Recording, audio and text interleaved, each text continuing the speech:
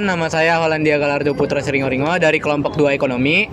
Sekarang kita ingin mewawancarai pedagang UMKM, yaitu pedagang kebab. Perkenalkan, nama saya Raguel Melkisedek Tomasoa.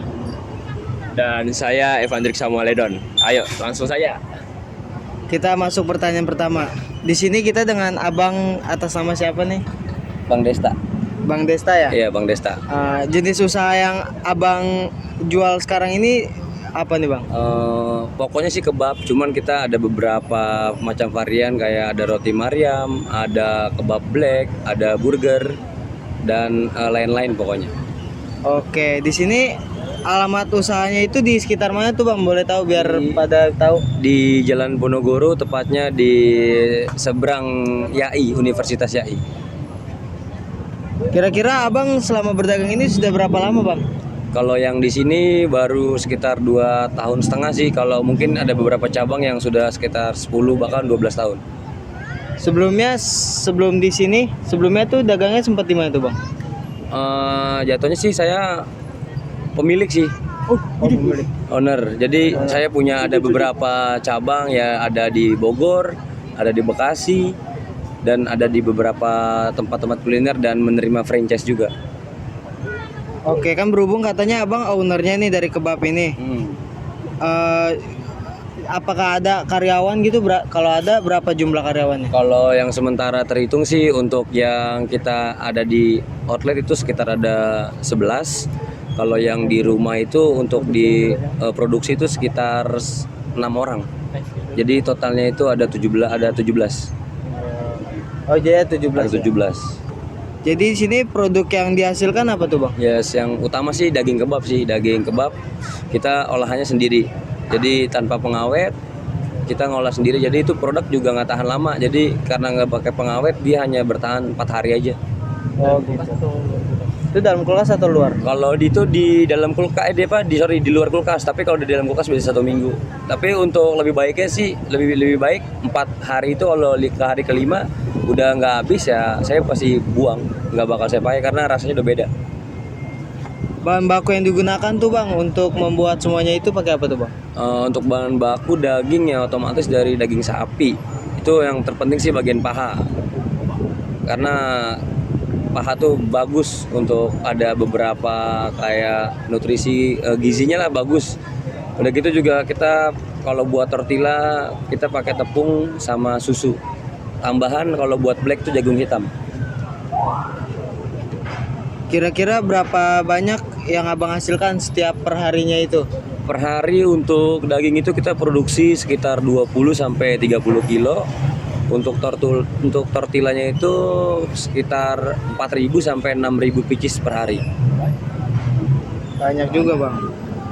Kendala apa yang dihadapi abang dalam melakukan kegiatan produksi ini selama ini? Kalau untuk kendala produksi itu biasanya sih ada di daging sapi. Karena daging sapinya itu kita menunggu karena kita pakainya daging sapi kualitas. Jadi ada yang namanya sapi limosin. Jadi kita nunggu itu. Karena kalau pakai daging sapi biasa tuh rasanya suka hambar ketika udah dibumbuin atau dia suka hambar, beda pokoknya. Boleh coba.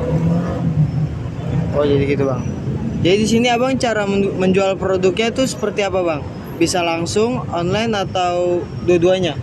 Kita menggunakan keduanya. Ada sistem berbasis online, jadi ada Shopee Food dan Grab Food terutama yang saya pakai, dan langsung sih kayak naruh outlet atau ada di ruko-ruko. Oh gitu. Gantian dengan saya Evandrik. Jadi selain abang jualan di sekitar Jalan Diponegoro tuh, abang jualannya di online kan tadi? Ya. Di Shopee Food kan? Ya. Jadi kelihatannya sih sekarang konsumennya banyak yang murid-murid PSKD sih, tapi dari kalangan apa saja sih selain murid-murid PSKD ini, anak sekolahan? Biasanya sih ada yang anak kampus, terus ada juga pengunjung rumah sakit, ada dokter-dokter dan orang lewat pun bahkan ada. Jadi kalau menurut saya sih semua kalangan, karena kalau biasanya ada pengunjung itu ibu dan anaknya, ibunya beli kebab, anaknya nggak doyan atau nggak suka, dia beli burger gitu. Jadi saya kasih beberapa pilihan ya buat varian itu. Kalau boleh tahu harga jual produknya tuh berapa ya? Nah itu dia, kita mau start from itu dari 13.000 sih yang paling murah, dan yang paling mahal tuh 18.000. Nice. Kalau boleh tahu juga, pernah nggak nerima subsidi atau bantuan dari pemerintah buat usaha ini?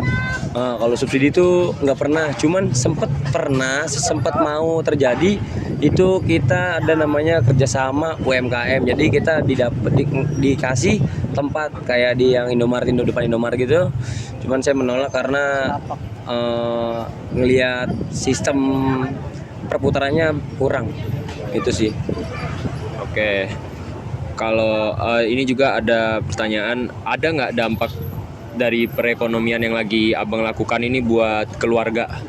Oh, dampaknya jelas, impactnya jelas banget kelihatan. Jadi ya dari saya yang nggak punya rumah, dari yang ngontrak sampai sekarang bisa beli rumah, sampai bisa, ya kalau bisa dibilang saya menghidupi 17 karyawan saya.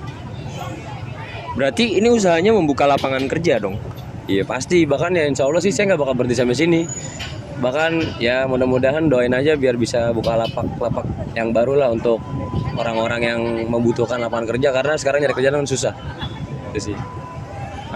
Dan terakhir nih, saran buat pemerintah atau masyarakat buat UMKM nih kalau boleh tahu?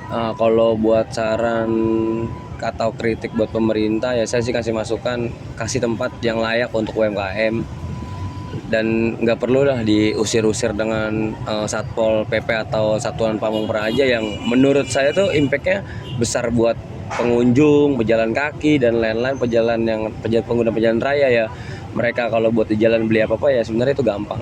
Sebenarnya kalau mau itu kasih tempat yang layak, kita bayar pun nggak jadi masalah. Tuh. Oke, thank you Bang. Kita kembali ke MC kita, Ardo. Sekian wawancara dari kelompok 2 ekonomi. Mohon maaf kalau ada salah kata atau kurang mengenakan. Terima kasih dan sampai jumpa.